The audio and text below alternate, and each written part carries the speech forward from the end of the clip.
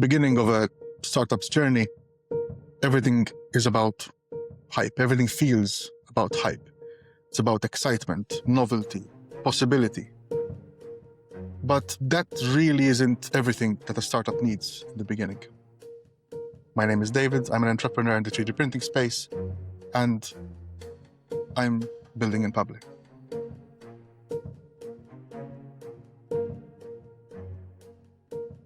I discovered 3D printing at a time where it still felt new, and I fell very hard for it. I genuinely believed in it, and I think that belief was contagious. I made other people see it the way I did, exciting, fun, and full of potential.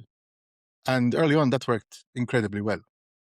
We didn't think about SEO, we didn't run Facebook ads, we didn't have a high-converting website. I just posted, constantly, multiple times a day. And it was enough.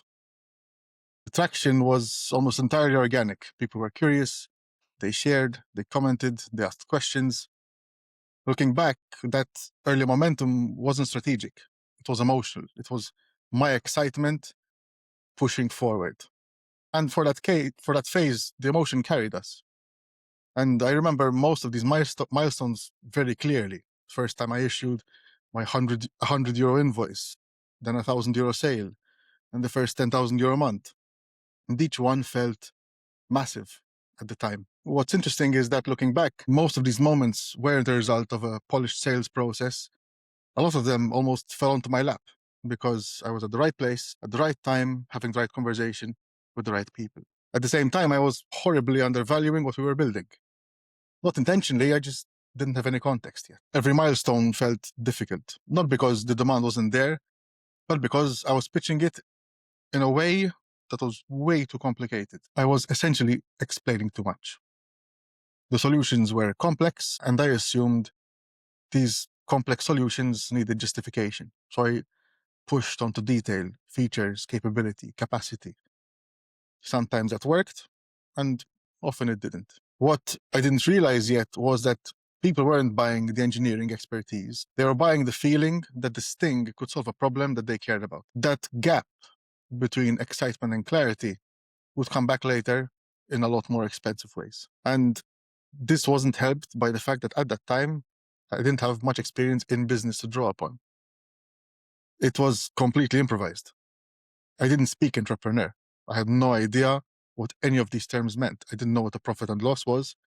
I didn't know what net or gross, not a clue. When I was 12 and wanted some extra money, the only thing I knew to do at 12 was play guitar. Decent. So I put up an ad for guitar lessons, not because I had a business plan, but because I wanted to buy more guitars, as a kid who was into AC/DC would do. That was reasonably successful, kept me busy, but an expiration date, and there was a saturation point. I had no leverage. It was just myself. Later on, I tried Amazon FBA. I tried drop shipping. I followed some tutorials. There's a few online courses, Shopify stores. Some of them made money. None of them repeatable or remotely scalable. During my master's course, I was essentially building Shopify stores in the evenings, half listening to lectures in the background. There was always something running, something being tested, nothing that felt really grounded or durable. So when Inventory D started gaining traction, I didn't have the experience to separate what was working over what was working for now in the moment.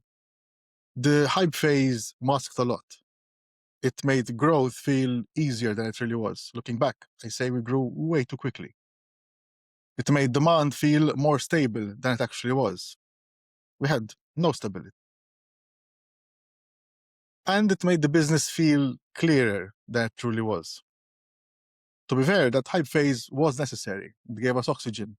It helped us grow organically. It bought us time. It put us all over the internet. Everyone knows who we are now. But it also shaped how I thought about business in the early days. Not all of those assumptions aged well. I would say most of them aged pretty badly.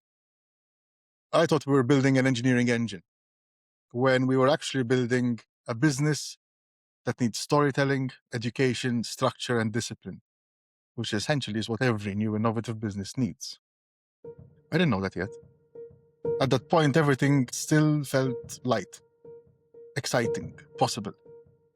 The weight came later. And in the next video, I'll talk about how that early excitement showed up in the people that we brought on board, and how the team we built essentially reflected how unclear we were about the business we were actually building.